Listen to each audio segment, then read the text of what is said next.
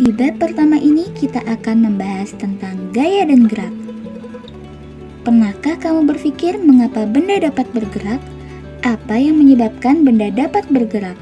Gerak seperti apa yang dilakukan oleh benda saat memperoleh gaya? Untuk mendapatkan jawabannya, mari kita pelajari materi tentang gaya dan gerak.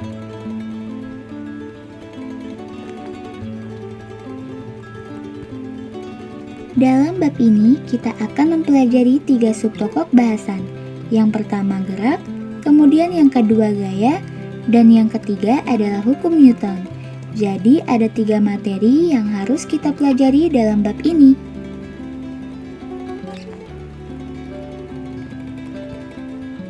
Yang pertama mengenai gerak. Gerak menurut keadaan benda terdiri dari 2, yaitu ada gerak nyata dan gerak semu. Kemudian gerak menurut lintasannya dibedakan menjadi 3, yaitu gerak lurus, gerak melingkar, dan gerak parabola.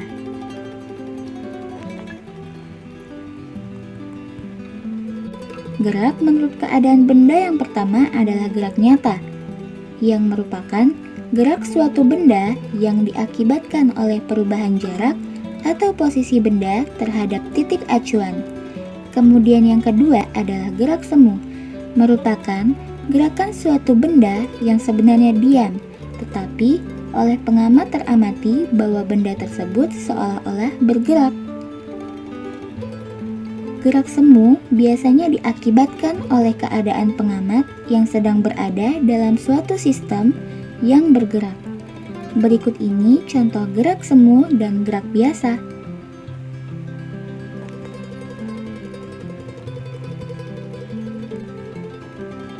Contoh gerak semu adalah gerak matahari yang terbit di sebelah timur dan terbenam di sebelah barat.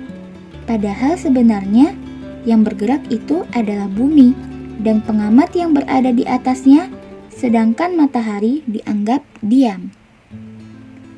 Kemudian, bumi yang berotasi adalah suatu sistem yang sedang bergerak dan pengamat berada di atasnya.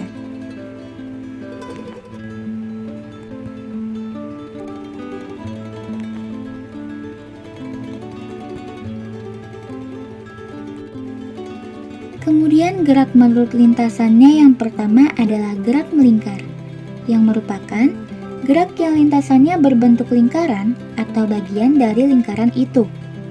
Jarak benda dengan pusat putaran tetap, tetapi posisinya terhadap pusat lingkaran itu berubah.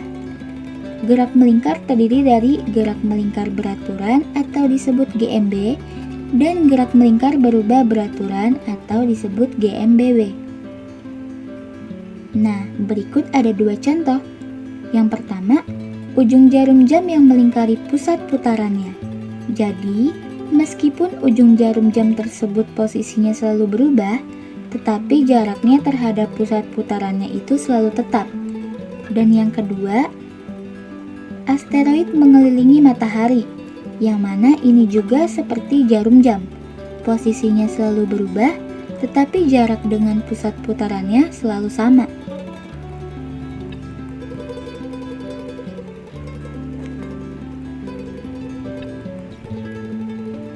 Next, yang berikutnya adalah gerak parabola, yang merupakan gerak benda dengan lintasan berbentuk parabola. Contohnya, benda yang dilempar dengan sudut elevasi tertentu terhadap bidang datar.